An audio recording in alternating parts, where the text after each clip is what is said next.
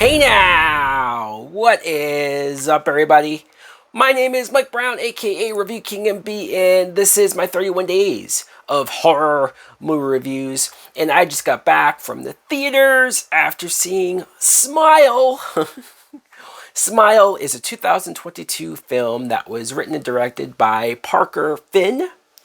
And okay, I'm going to talk about this plot. I'm going to talk about this premise without trying to give too much away. We get introduced to this therapist named Rose, who gets a patient that kills themselves. And it's one of those situations where it's a lot of creepy things surrounding the event, a lot of smiley images that go into this. And so the therapist, Rose, is now fucked up over it, understandably so, like now she just can't shake it, and now she's starting to see the same visions and images that the previous patient saw, and the people smiling and just weird stuff going around with her, and nobody believes her, and she has to figure out what the fuck is going on here. Now let me start right off the bat by saying I was not expecting much going into this movie. I remember seeing the posters. I might have seen the trailer a while back, and also because of the title, right? It's just called Smile. It's not the most unique title. It's not as if it sounds more special than that, but I went into this expecting it to just be your typical average or just flat out bad horror film. But no, I actually quite enjoyed this movie. I enjoyed it a lot. I feel like there is so much good to be had with this film that very much surprised me, very much made me smile coming out of the film. First of all, this movie does a great job of taking the idea of smiling, which should be something pleasant, which should be something that would make you happy or would be a friendly, inviting image to see somebody do, right? They're smiling. Oh, they're nice. And this movie takes the image of someone smiling to be the creepiest fucking thing. Even though we've had Pennywise and the Joker, which I totally got vibes of. I was waiting for somebody to name drop the Joker. Like, I'm getting this uneasy feeling of somebody smiling. But the big, wide smile, like the Joker, Like, it's just... It's an idea, I guess it's an idea that's been around for a while as far as somebody smiling but having evil intentions behind them. Horrifying images, not just with the smiling, but with some of more so the aftermath of kills. It's not like this movie is an all-out gore fest or an all-out, hey, here's all these multiple kills over and over and over again, and they're kind of cheap because they're afraid of losing their audience. They're afraid of the movie being boring, so they just have random kills and random stuff. But like, no, this is more of like, here's some pictures, or here's some imagery that not a whole lot's maybe happening in the real world, but because it's pretty horrific, you understand the slow descent that our main character Rose is taking. And I should probably really get into the Rose character. She's played by Sosie Bacon. I think that's how you say her first name.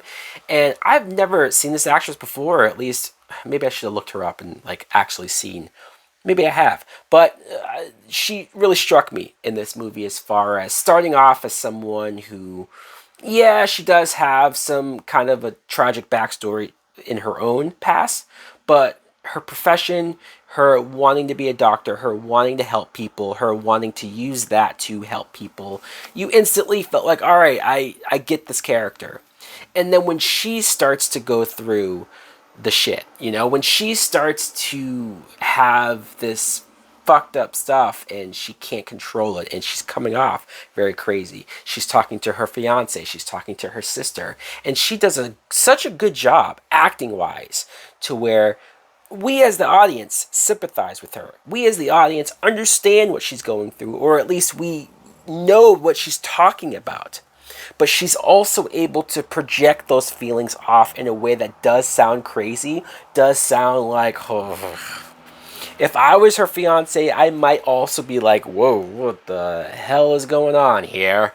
It's a hard line to balance. It's a hard line to walk to make a character sympathetic, but also give off the crazy vibes so that everyone around her who's pushing her away, it makes sense that they're pushing her away. The premise itself as far as this whole smiling thing, as far as something that's just following them. I got a lot of vibes of It Follows. If anyone has heard of that movie, seen that movie a few years ago, one of those films that it takes your typical, hey, here's an entity, here's something that is, it's not like a masked killer, right? It's just something that consistently, constantly pursues you and is after you, and you don't know what to do to stop them. And it was able to do some different tricks and different things to make that seem original and make that feel fresh. And I thought this movie was doing a lot of similar things. I feel like I've mentioned this before, where I am getting sick of paranormal horror films because it all feels like the same tricks, the same sort of rinse and repeat, like things that you see in order to try to get the jump scares out of you, or in order to try to get you to feel a certain way, and it hardly works anymore. You know, I feel like I've been there, done that. But when a movie like this, when a movie like It Follows, when it does it in a way that feels different, feels new, feels fresh, I'm impressed. So much of the directing and the editing, the high angle, upside down shots of the city or the forest, or just the way how the camera will pan over as opposed to just cutting and jump cutting. There was a lot more care put into how this movie was made. There was a lot more care put into how creepy images were presented to you, stuff more far out in the dark, you know, and sort of your mind playing tricks on you, or noises that were way more faint and it forced you to try to listen in, and then boom, you know. And so I felt like so much of the tenseness, so much of the suspenseness in these scenes worked far more than they probably had a right to. I think the script, the acting for sure, and the directing holds this movie up. I was sitting there thinking this very thought.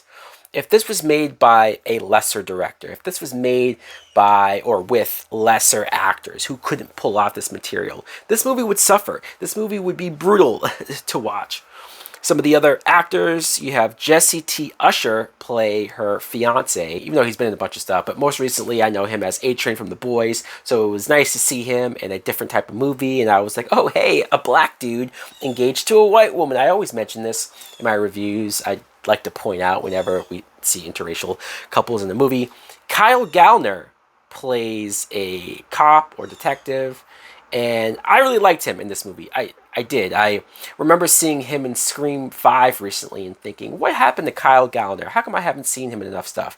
And he's in here, and I think he was great. Rob Morgan has a very small part, like one scene, but he's a dude. As soon as you see him, you'll be like, oh yeah, that guy. He's in Stranger Things. He's in the Daredevil Netflix. He's an actor that made the most of the time that he had on screen. And also Kal Penn. Kumar was just kind of randomly in this movie, and it was just, I don't know, it was nice to see him, I guess. Everything positive that I'm saying, all of these praises that I am giving to the movie, and it's warranted. It is. It's deserved. But I do have one negative. The ending. And I'm not going to get into the ending. I'm not going to spoil it. I'm not going to specifically say why I didn't care for the ending. But everything about the movie, for the most part, was working, and I was so impressed. And then by the time I got to the end, I said to myself, okay, there's probably two different ways this movie will end. And it didn't do either of those two things. So realistically, I should be like, oh, well, hey, you subverted what I expected, and so that's good. But I don't know, there's still just something about that end that kind of rubbed me the wrong way, and it's just sort of one of those things where this movie could have been perfect, or it could have been at that next level.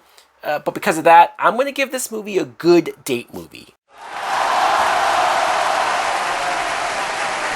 Still really good. You know, I don't want to make it seem like that ruins it, because I feel like everything else about this movie is so strong, so solid. I would highly recommend you guys check out Smile.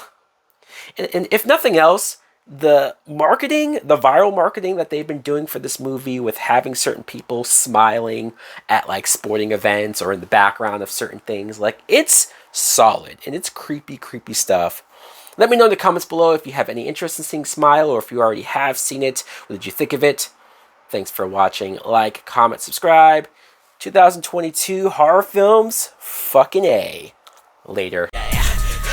swimming in beers. I'd have been through it all, let me trickle a tear. In case you didn't know, I was living sarcastic. A motherfucking monster, something Jurassic. Had to wrap the whole entire bed in plastic. Slugs bitch scared when she fucking with raptors. Killing and a drilling and I'm sipping on the 4-0. Listen by a whole entire motherfucking torso. Oh, what a rush, sniffing some more blow. Let the bitch bleed